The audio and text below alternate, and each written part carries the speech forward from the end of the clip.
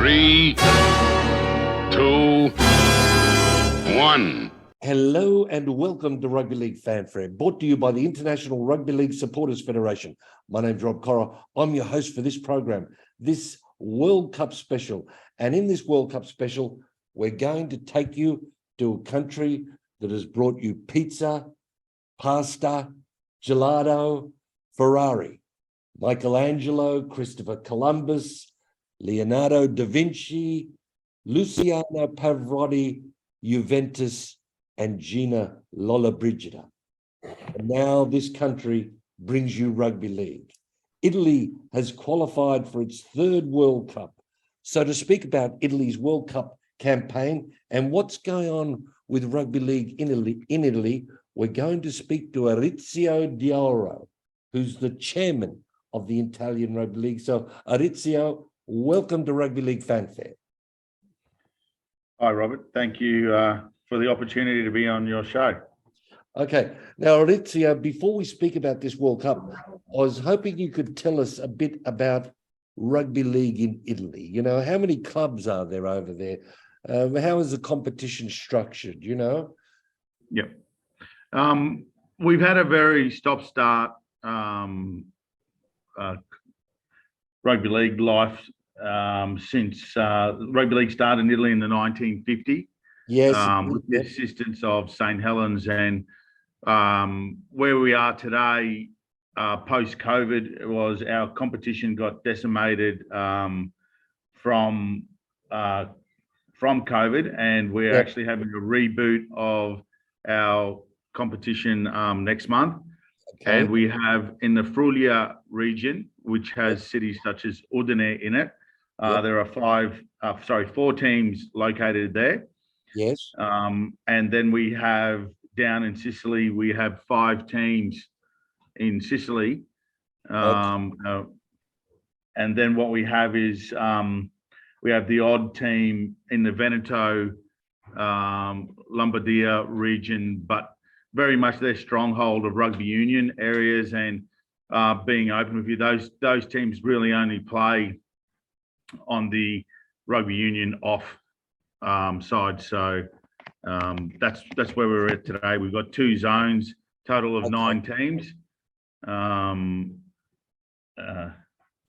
Okay, yeah.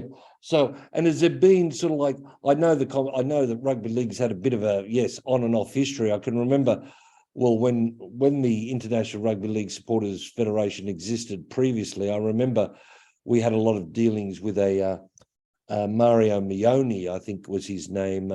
We dealt a lot with Mario in the 1980s, and there he was trying to get the game started up again there. But I know it's had an on and off history.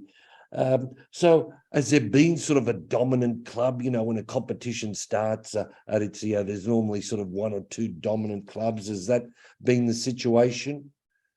It's been, what we've been actually trying to do is spread the talent and the abilities across the clubs. Usually what you do find, so if we went down to Sicily, the Catania team has probably been the strongest down there. Mm-hmm. But we've got a bolster of players in the past, post-COVID, which is really taking us to another level. All right. And is there a women's competition? Because I see that Italy's been had teams in some of the European competitions. So is there a women's competition as well? Yeah. So most recently, we did have the European Championships against Wales and Ireland, which was very successful for us, where we played Wales and Ireland. That is in the Veneto region, and despite what people feel between with rugby union and rugby league, we actually do have a very good presence there in the Veneto region, and we've got a couple of the rugby clubs supporting the rugby league game and growth. So the women are probably being a little bit more open towards it, and that's probably giving the reason then why we're getting a lot more on-field success with the women. Okay, that's good. And And I also saw the rugby league competition. It's sponsored the men's competition. Anyway, has got a sponsor. Is that correct? Yeah, we do have. We've got a few sponsors involved in the World Cup who are also assisting in growth of domestic, but we also do have Italian-based companies that are assisting in the growth. Very big in Italy is the communities, the local councils are supporting the growth. So the Friuli community, the Friuli Council is really getting behind rugby league, and they put a proposal in to have the female Rugby League World Cup qualifiers held there. And Italy will be holding next year's qualifiers in that Friuli region. All right. A big sponsor of ours in Italy is a company called Bella Italia, and they're a sporting recreation centre. And most recently for our international events, they subsidise accommodation and really pushed our involvement in future events there. All right. And there's also, I read there's also an annual nines tournament. Every year you have a nines tournament. Is that? We have been having the Veneto nines, well, the Franchini nines, but I'm not sure if you're aware, but our CEO, Vice President Tiziano Franchini passed away in March of this year. And then this year, that event was actually held as a day, as a Memorial Day, and they played OzTag. They had a couple of games of league, and then they had 2 games of nines. Okay. Now, Aritzia, this World Cup, as I said earlier, this is the 3rd World Cup that Italy is qualified for. I just wanted to ask you, it must be very difficult for the management, also I imagine the coaches of the team, because you've got players coming from everywhere, Aritzia. There's players coming from all over the world. So how difficult is it to organise all of this? Robert, difficult is probably an understatement. It's a very onerous task, but one thing, and probably a good opportunity for me to say, the Italian Rugby League, Italia Rugby League, is very heavily supported by an organisation called Fanfare, which is an Italian-Australian group that are passionate about rugby league and growing rugby league. And there is no way in the world that we'd be at any World Cup without the support of those individuals from 2013, 17, and today.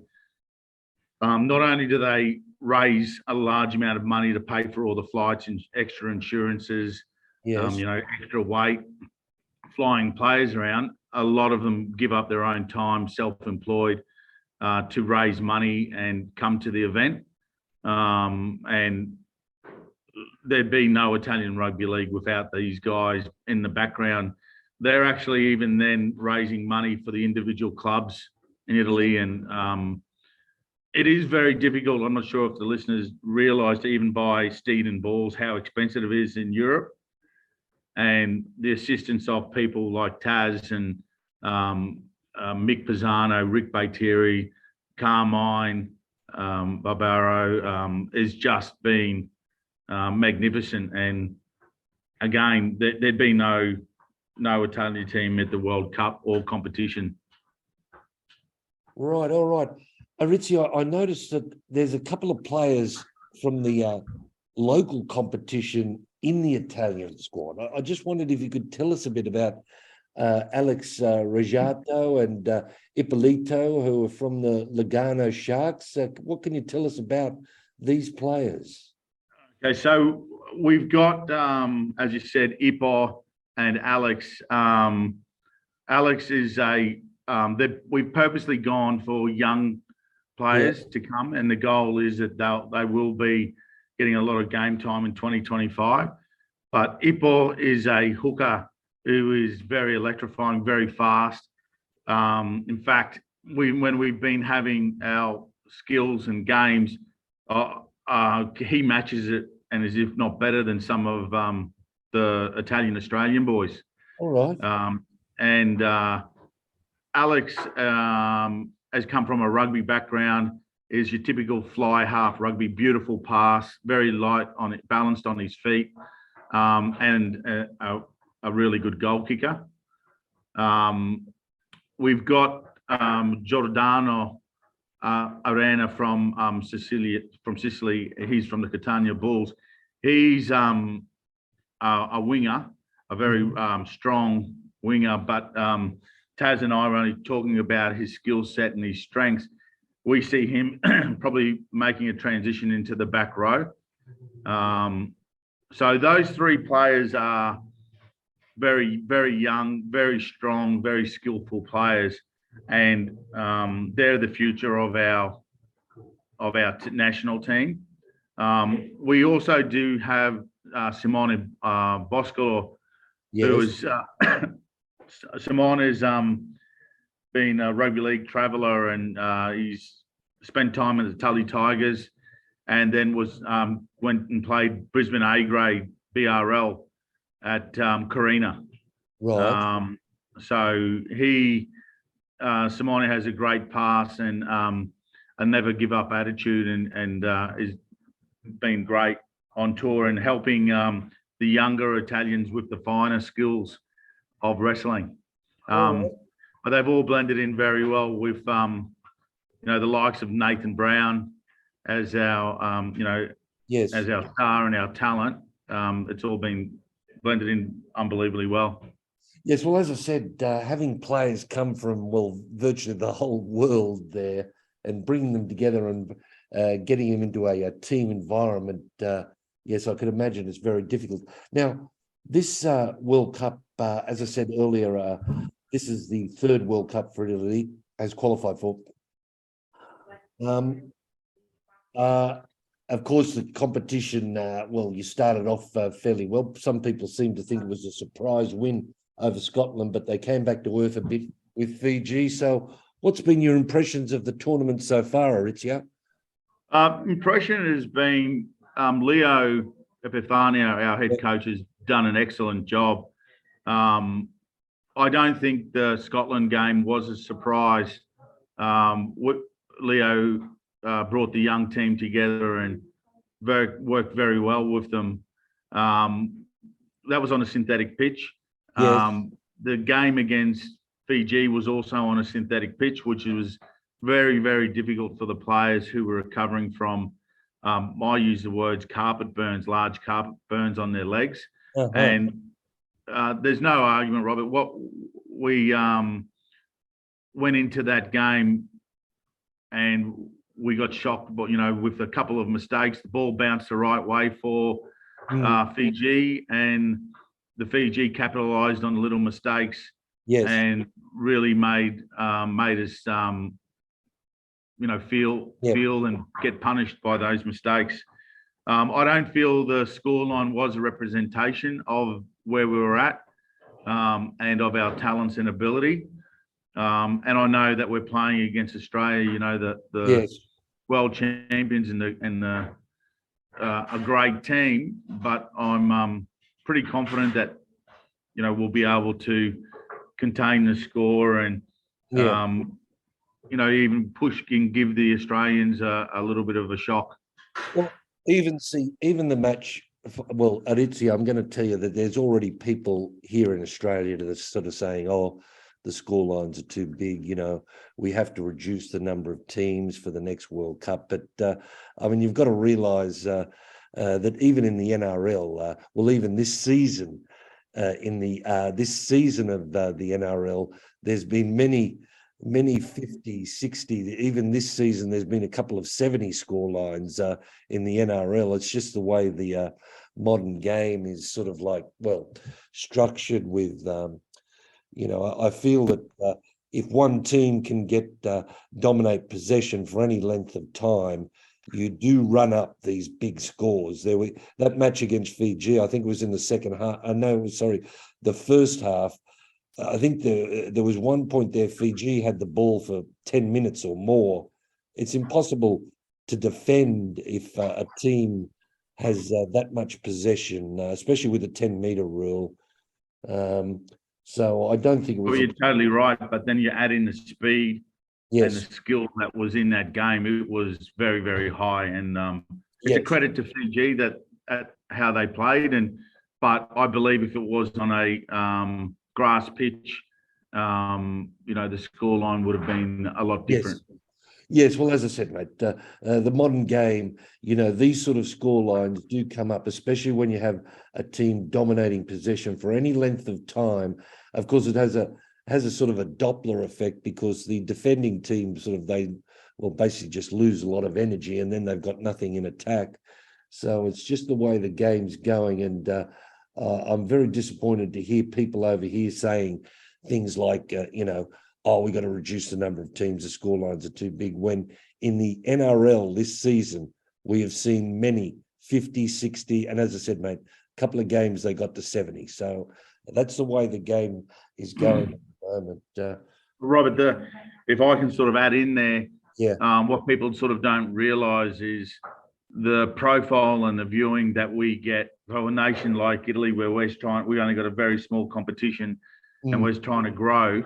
But because of the games against Fiji, Scotland, and Australia, we have had some place in the Gazzetta del Sport. We have been on Italian media and multiple mediums, and that wouldn't happen if we weren't playing the larger nations. Yeah. Well, that's what I wanted to ask you as well. What does this World Cup mean for rugby league in Italy? What are the benefits it's going to bring for the game in Italy?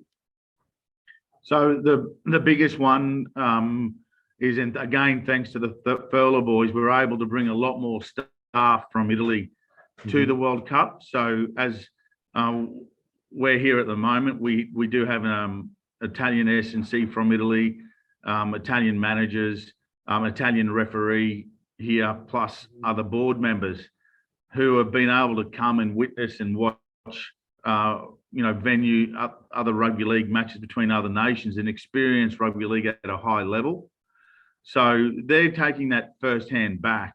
Yes. And, reinvesting back into the competition and looking to grow the game from grassroots. And, it's the little things, Robert, where you have a team manager spending times with, Dominic Pizzano and Taz, talking about the game, how to grow the game. And that's where the real benefit is. And which is the people watching the game don't realise that the only way the game's going to grow in Italy is by people buying in and working with experienced Italian Australians, and the game will grow and slowly, and it'll get back to the levels of the 1960s, and it'll have commercial success because of how exciting the game is. Yes.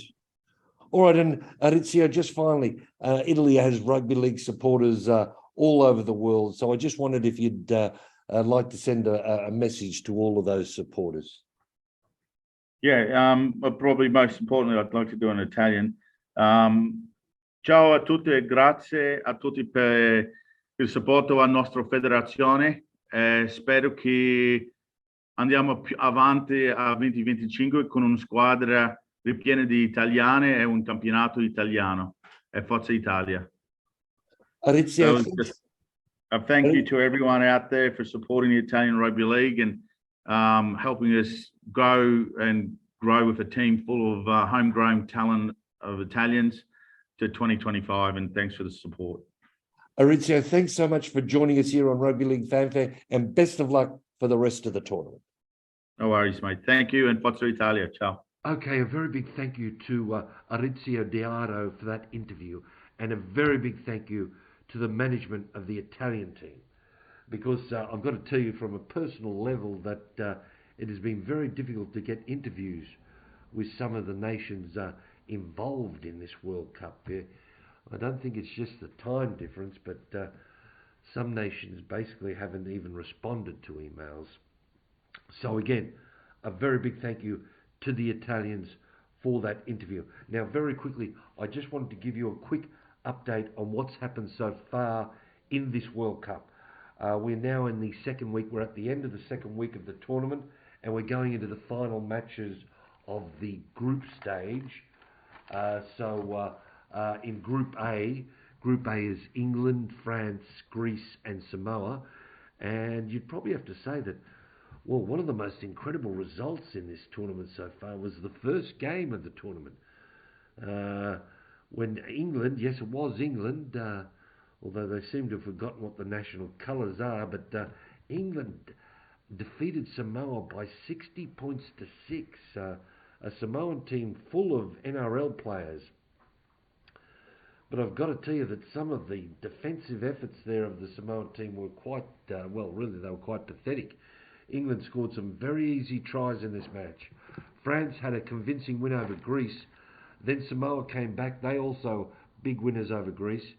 England by 42 to 18 over France. That score, the French were into that match deep into the second half. So there's a big match coming up in Group A between France and Samoa. In Group B is Australia, Fiji, Italy and Scotland. So Australia have had a couple of big wins in this group. As we discussed earlier, Italy's win over Scotland, and we've also spoke there about Fiji's win over Italy. In Group C is Ireland, Jamaica, Lebanon and New Zealand. Now, New Zealand started off with a win over Lebanon by 34 to 12, but I don't think that scoreline was a reflection of how competitive Lebanon were in this match. Irish had a big win over Jamaica, which is a bit of a disappointment for the Jamaicans, because I know that the Jamaicans are doing a lot of training. They are doing a lot of training, because every time I tried to organise an interview, they told me they were training. Lebanon, however, a very important win over Ireland by 32 to 14. So Lebanon are looking in good position to qualify for the quarterfinals from this group. In Group D is Cook Islands, Papua New Guinea, Wales and Tonga.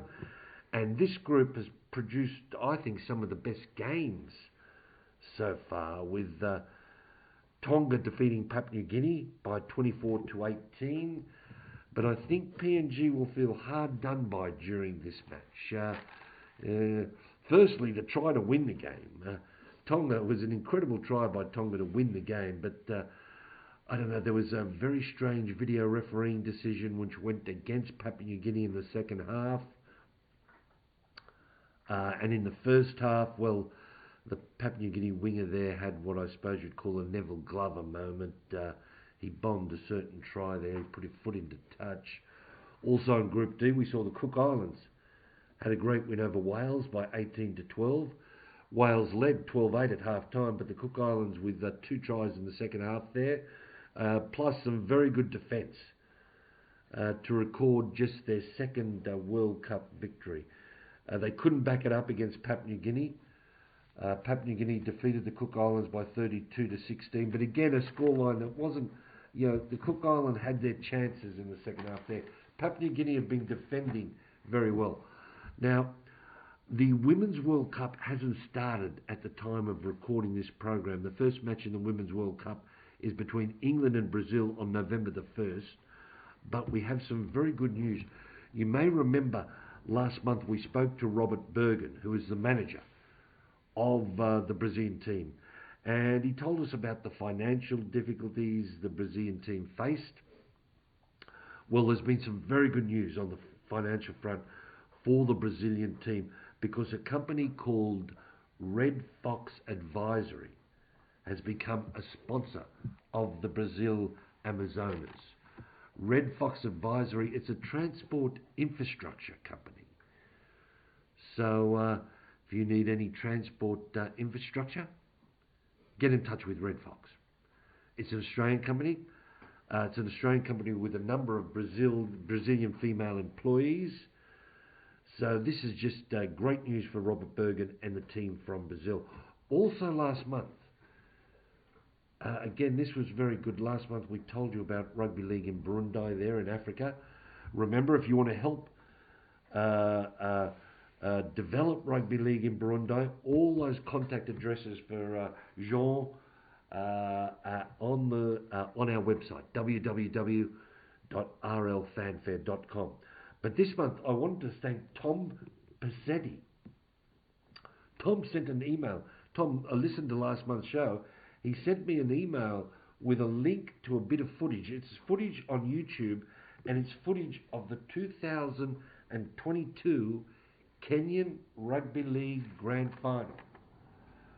So, let me tell you this. If you want to see how much potential Rugby League has in Africa, I urge you to have a look at this video. It's only highlights of the Grand Final. It only goes for about 10 minutes long. The 2022 Kenyan Rugby League Grand Final between the Wynnum Kizamu and the Rift Valley Ruffians. Urge you to have a look at it. And once again, thank you to Tom for sending through that information. So the link to watch those highlights is on our website. Okay, if you go to www.rugbyleaguefanfare.com, you'll find that there is a link to the Kenyan Grand Final. And by all means, if you've got any information about things that are going on in the world of rugby league, please just send us an email, just as Tom did. The greatest game of all at hotmail.com. The greatest game of all at hotmail.com. Now, also, we wanted to let you know that you can now listen to Rugby League Fanfare on YouTube. We have the link up on the website, or if you just go to YouTube and type in Rugby League Fanfare, you can find us that way, okay? Okay, that's about all we have time for you this month, ladies and gentlemen. We hope you've enjoyed the show. In the meantime, you've been listening to Rugby League Fanfare, brought to you by the International Rugby League Supporters Federation. My name's Rob Corra. On behalf of President Bob Brown, this program was recorded in the studios of Undercover Music. Your producer is Isla McLean. Until next month,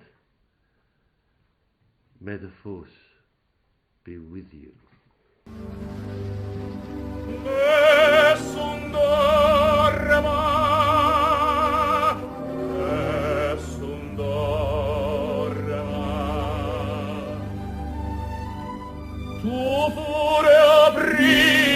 Principessa, nella tua fredda stanza guardi le stelle che tremano d'amore e di speranza. Ma il mio mistero è chiuso in me, il nome mio nessuno saprà, no, no, sulla tua bocca lo dirò, quando la luce splenderà.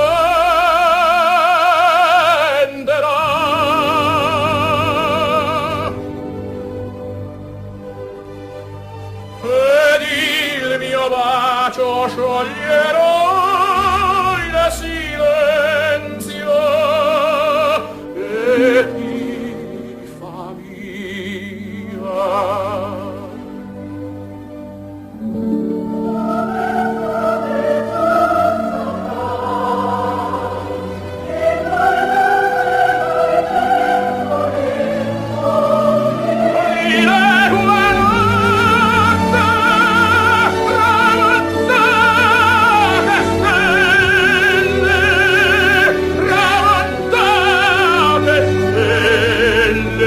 All'alba